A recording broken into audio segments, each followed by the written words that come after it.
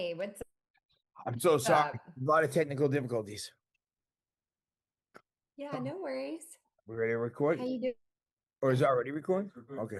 I'm good. Better now. It was a pain in the ass. So it's been a chaotic day.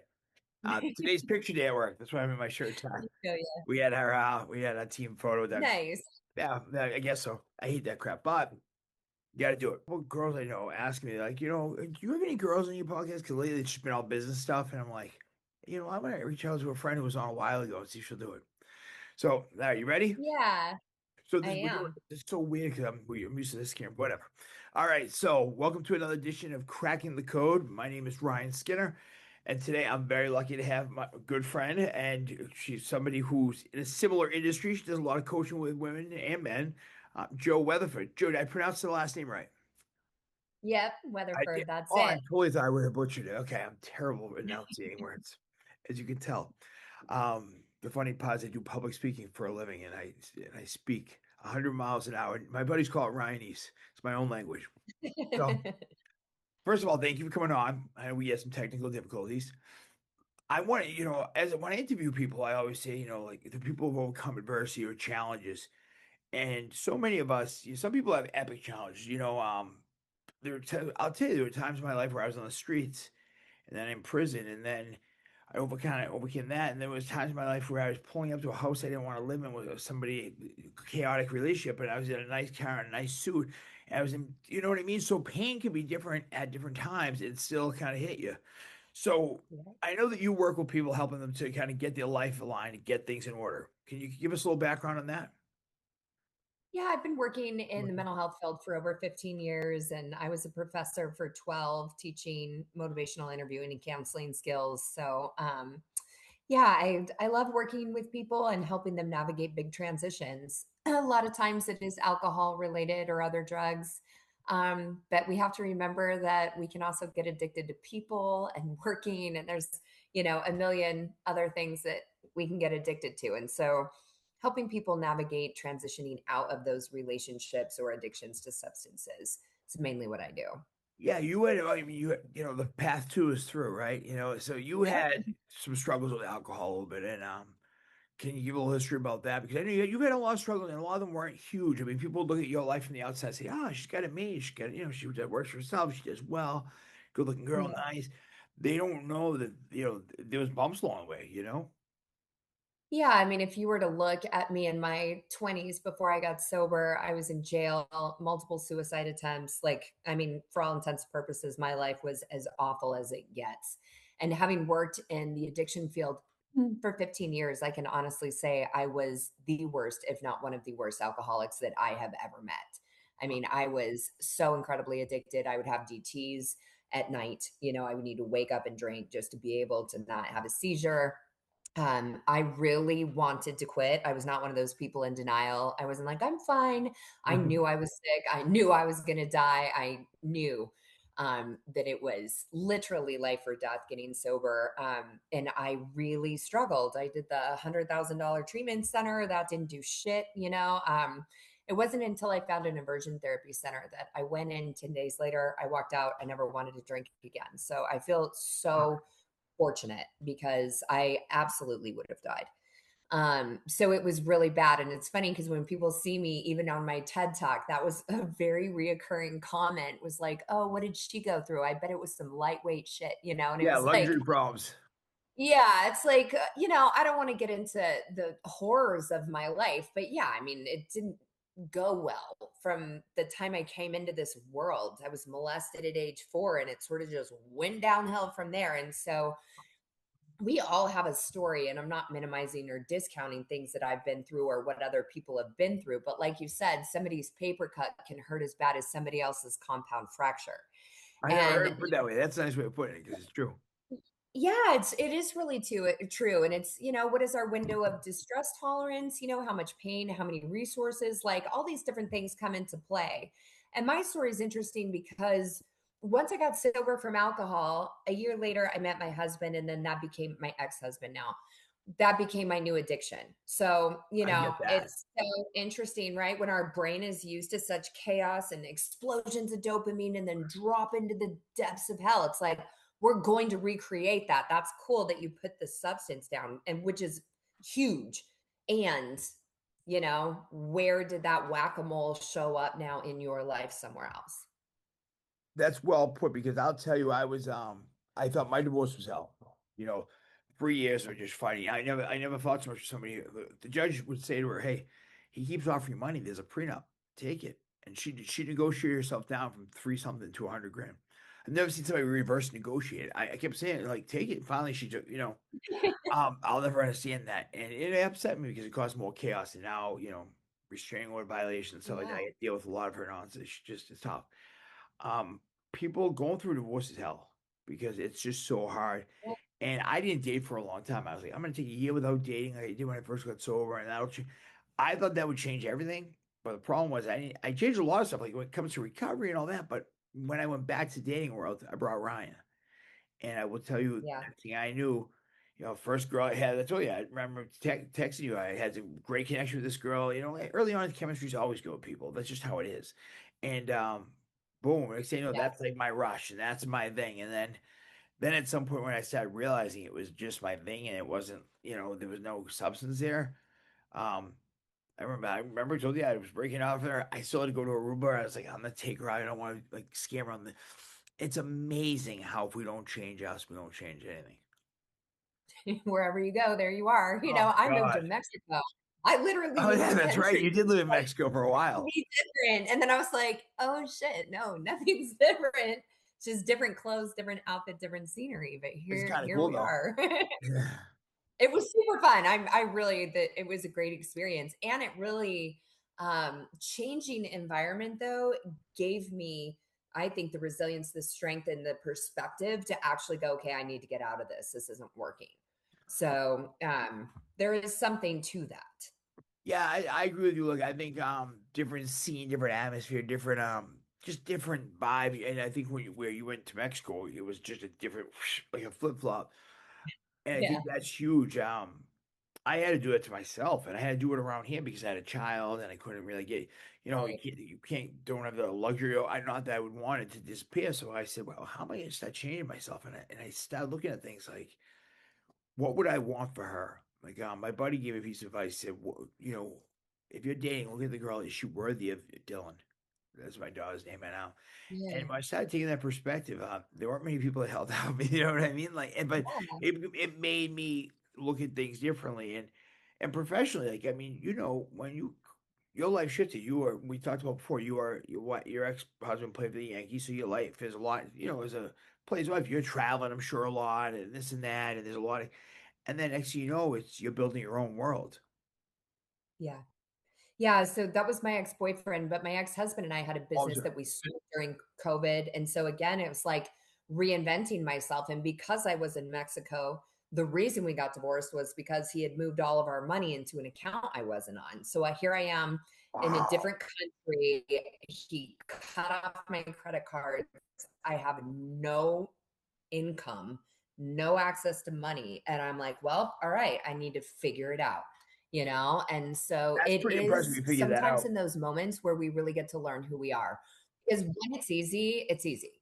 And it's not impressive. And it's like when things are going well, when things are landing in your lap and you capitalize on it, that's important. Fill your cup because life is going to life eventually. But it's in those moments when it's not easy, when things are not going well. When you could find a billion excuses to just lay down and quit, it's like when you don't, that's really what changes the course of your life. And like when you develop that self trust. But I do think it's important, those pattern interrupts, like you don't need to move to another country, but you do need to start doing things differently. And who you surround yourself with is so critical. It's that old cliche of you are the sum of the five people you spend the most time with, but it's really true. If This is you're true. around a bunch of people who are victims and complain all the time and wah, wah, wah, you are going to take on that energy because energy flips energy. And it's very difficult to raise a lower vibration up. It's much easier to lower down and join into the pity party. So it's like, find the winners, and I don't mean that in a traditional sense. I mean the ones that like are are truly in it. They're like here Yeah, for it. They're ready to yeah. play. They're going to step in the arena. It's like those are the people that are interesting to me. and they inspire you because they will hold you accountable to not sit and wallow in your bullshit. You know what I mean? And that is what we need. Yeah, and I have some friends like that now. That I didn't years ago. Well, even that I shouldn't say I had some, but I burnt them out. But nowadays, I have to say that I've made a conscious choice. I have people that call me out. For example, we went to Barbados golfing, and one of my buddies joking around said, "I'm going to be your dating sponsor." He said, "You're no longer just dating anybody. I'm gonna vet them for you, and I'll tell you who you can date." And it's kind of funny, but it's true. You need people who pull you up on your shit. I do. I mean, I need people who are say, "Hey, right, you know what? You're acting like an ass. You're doing the wrong thing." Or I'm very like right. There are seasons, right? Like when things are smooth and going well, Yeah. it's freaking great. Like right, like the last couple months I've been in with work, it's been a very smooth. We go and grow, and it's been nice. And but when the storms roll in, like the other night, I had one bad workshop out of like God only knows how many. And I was so upset. I was upset because of my performance. You know, when you don't do a good job and you're down because you think you could have done better. But I also realized I was pouting like a little bitch. Like I was sitting there pouting, like you know what I mean. Like I'm in an industry where I'm grossly overpaid. I don't have hard work. My friends are working labor, and I'm just like whining because one night didn't go my way, and Right. that's craziness. So I know that like you told me about what you did to get sober, and I think it's in my mind it's insane because I can never imagine doing it because they basically made you drink till you got sick and get sick and sick. Yeah. But you've never gone. Yeah. It's, well, and what's interesting about it is people will say, well, I got drunk and sick all the time, and it never created an aversion in my mind. So, what's special about this treatment is you drink Epicac first, which induces vomiting, and then you start pounding alcohol. So, you never get intoxicated. So, you have a sober brain. You're Oh, drinking, you're vomiting violently. And it's almost like when you get food poisoning and you don't want to eat the thing that made you oh sick, yeah, changes your brain so you no longer crave the substance, you are repulsed by it. So it's a phenomenal treatment. And it's like we are trying to reopen the facility. It closed during COVID because of mismanagement and all the stuff I could get into, but I won't. So we're trying to reopen it. And it's like it's a 10-day program for 10 grand. And 75% of people a year later still do not want alcohol. I mean, it's amazing because the cravings for most people, we know we need to stop. We can do the therapy, we can handle it, but the cravings are so intense. oh And yeah, that's what I had to finally admit to myself. I'm like, when I crave something, I'm going to do it. So I couldn't keep trying to treat the symptom of let me learn how to manage my cravings because I was an epic failure of it. I'm like, I have to get to the source and yeah. eliminate the cravings. That's I mean that's It was incredible weird. though. Yeah, I mean, it is amazing, but it was like even in my marriage, I was so addicted to him, I couldn't leave. I tried multiple times, and then finally one day it was just gone. I like looked at him and I'm like, wow, I don't love you anymore. This is amazing. I'm so happy for both of us. We're done with this. This is so great. And it was Yeah, I just do know. gone. And that's where I think spirit really can come in. And I've seen it with so many of my clients. And whether you want to think about God as, traditional evangelical, Christ, or however, the energy that makes your heart beat and flowers bloom. Like God is this universal love. It's like there is something greater than you that can restore you to sanity. And it's like I've had that miracle multiple times in my life, whether God taking me to this treatment center, whether, just one day, poof, not wanting to be in that relationship anymore. I mean, it's amazing when that burden is taken from you. I remember when I was married at the end. I knew I should have been married. I married a girl. I knew I had no business marrying. We were together in our 20s. Well, she was 30. I had a crush on her then. And, I looked up to her. She was this hot older girl. And then we get older, getting married 10 years later because she saw me on CNN and some bullshit like that. She calls out of the blue. And we start dating. Next thing I know, it's like complete, like within a week, we're seeing each other every day.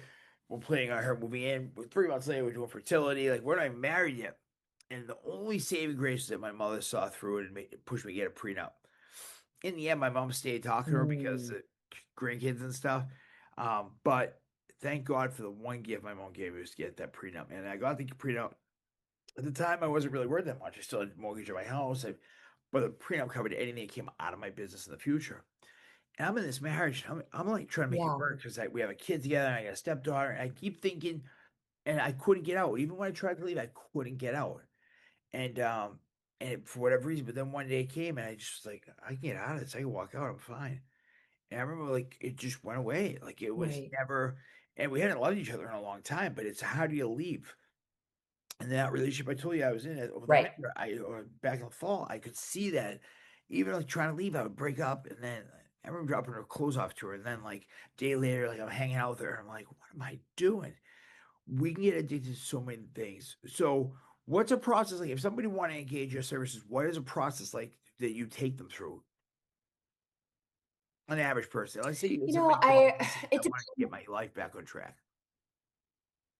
Yeah, I mean, well, it's of course first identifying where you're out of alignment, and I really like that language because I think it's important. Nothing is right or wrong. It's just right you. And there is a path in which we are our best selves, and we know when we're out of alignment, things are not going right.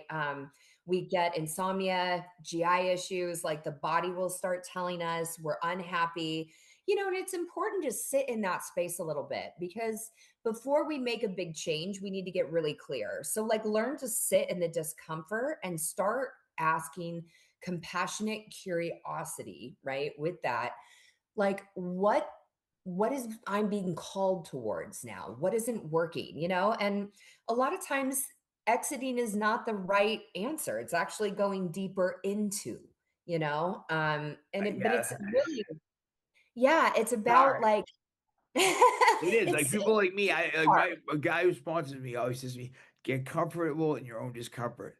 And you saying Yes. that just reminds me of that because I hate being uncomfortable. I'll do anything to get out of discomfort. Mhm.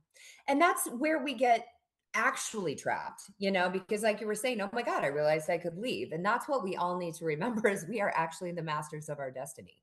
And so it's like being able to feel into the possibility and like discover our highest self. If they could tell us right now one thing, what do they have to say to me? And I love there's a practice Elizabeth Gilbert does every morning where she asks spirit to speak to her through her, and it's just kind of this, like, we all have so many blind spots. I mean, you talk about dating, which cracks me up because I love that you have somebody else be like, hey, I'm going to help you pick, you've got some blind spots. You have a lot of You blind don't know, spots. You have blind and that's spots. kind of counseling is, coaching, therapy. It's like, yo, this is a blind spot for you. I've been watching your patterns. Like when, I'll give an example. I have a client that's come back to me 3 times. He would laugh if he heard this too. And every time he's about to leave his marriage, he quits, and then he Nobody starts wants to again. walk We through go it through the through it. whole process again. Yeah, which again, I think is beautiful and I celebrate it because it's like we all, are we manifesting or are we prophesizing? Like, is there a destiny, that is a path unfolding? And when they say surrender, it's kind of like that. There are things you're going to need to go through, there are lessons you are going to need to learn. And as you surrender into them, you get further down the river. And so, instead of looking things like, oh, failure, oh, I failed, it's I'm really grateful. I'm not wired for regret, and I'm really good at helping people get over that shit because it's nonsense. Anything you did helped you get to where you are, and it was a critical part of your experience, and you can't do anything about it. So Yeah, the that's lamenting, I shouldn't have spent that money, I shouldn't have wasted 10 years with that person. I don't do that. yeah. That's the one good there's some strengths I have. One, I can laugh at myself, and two, I can like I don't hold regrets. And people always say, but what? And I'm like, you know what? Like I remember my accountant sit me down and be like, the last 3 years, you spent $1 million in drugs.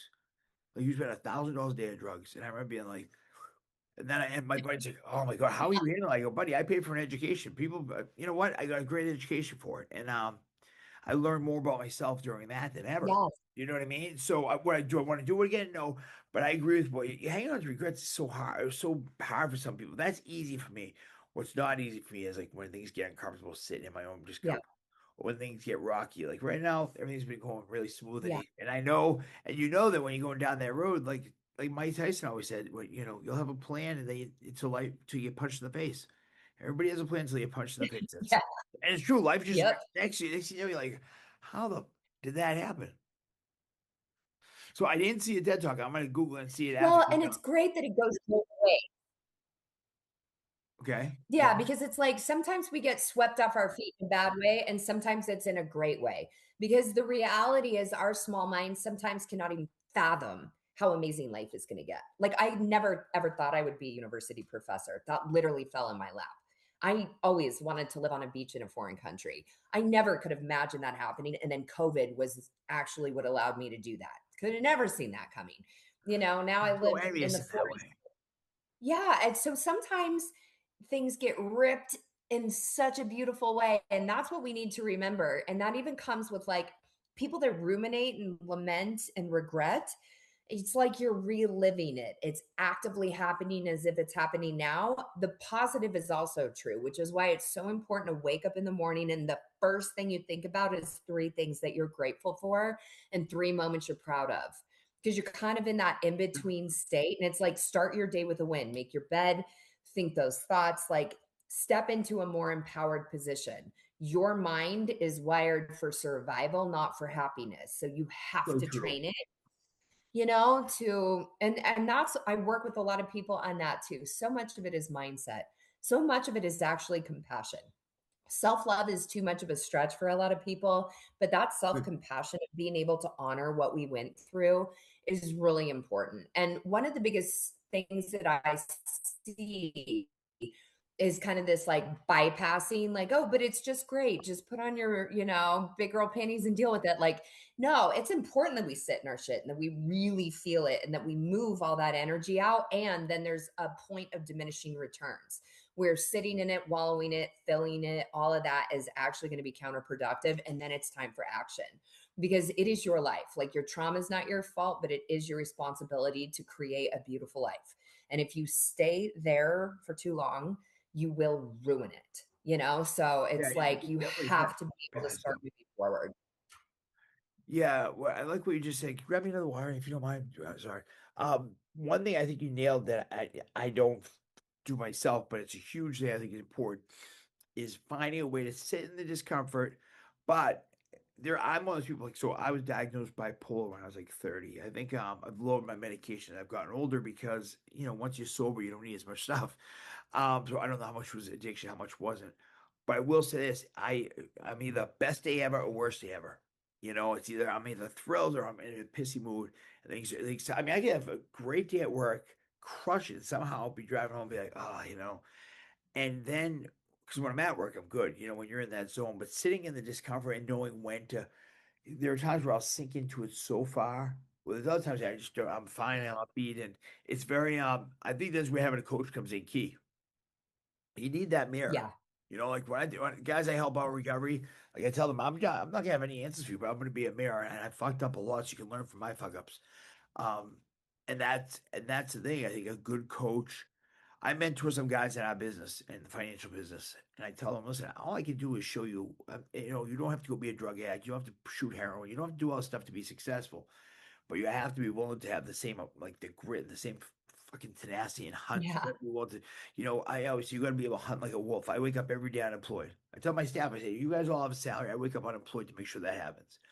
And I Yeah. think that sometimes as a business owner, I can speak for, and owning a business, but without having somebody with that guidance, you can sink into it to a point where people lose businesses just gotta get depressed. Or they Yeah. get so excited and they blow through money because they're all so happy. It's very hard to find Mhm. that balance in life. Yeah, and it's a very real experience when you're in those places. One of the things I use in my own life and with clients is like, you get a day. You get a day to fall apart or to not feel good or to stay in that space but not to. And so the more I could be like, okay, this is temporary. I'm not going to ignore it. I'm not going to pretend it's not happening, and I get one, not two, and like, really, I'm going to do whatever I need to do. I'm going to drop down and do 100 burpees. I'm going to go for a 5 mile run. I'm going to call a friend. I'm going to go to the spa. I'm going to do whatever I need to do to shift my mindset.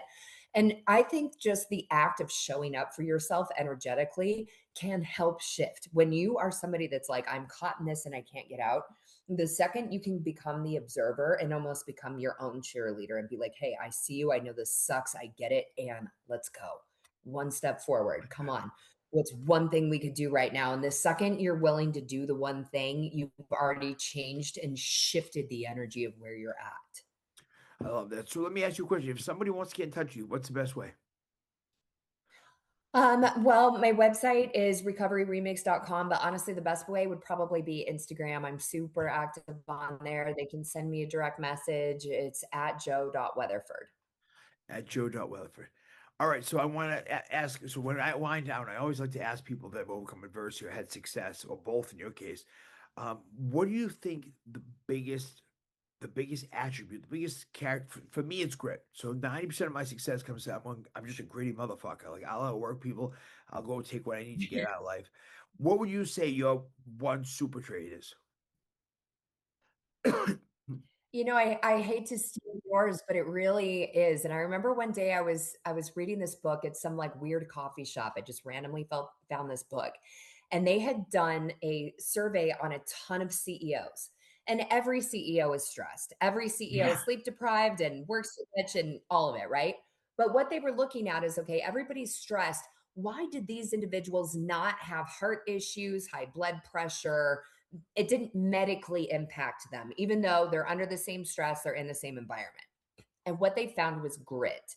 And what I didn't realize is the difference between grit and resilience. Cause I always said I'm super resilient, right? Like I can survive anything and I'm very good at reinventing myself. And because I know no matter what happens to me, I'll always be okay, I take more risks, and I'm also Yeah, I not don't have afraid that to characteristic. fall I don't apart. always feel that. Yeah, I'm like, no, I'll always figure it out. But then it hit me. Resilient people are like, no matter what happens to me, I'll survive. Gritty people are like, bring it. I'll thrive. Fucking dare you to I'll bring it. thrive. Yeah, like Yeah.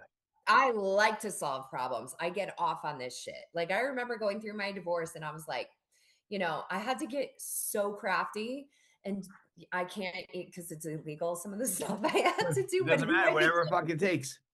I was like fucking queen of the South, like in Mexico, getting all this shit done. And I was like, I didn't even know I had it in me to do this. You know what I mean? It So it teaches was like, you. The path teaches you who you are. yeah. And I was like, oh, wow. I don't want to say I enjoyed challenges, but I enjoy the process of figuring things out. And that is the difference between grit and resilience. Resilience is I will survive, and grit is bring it. Like I will always show up for myself at the highest level. And the higher the stakes, the more energy I bring. So let's fucking go. That's awesome. That's awesome. All right, so I'm gonna stop it now, but don't get off yet. This was amazing. So this was a tremendous interview at Jo Weatherford on Instagram, and I think that's the way to get most people nowadays. Thank you so much for coming on. You were amazing. Yeah. All right, let me stop this. How do I Thanks stop? for having me. Always.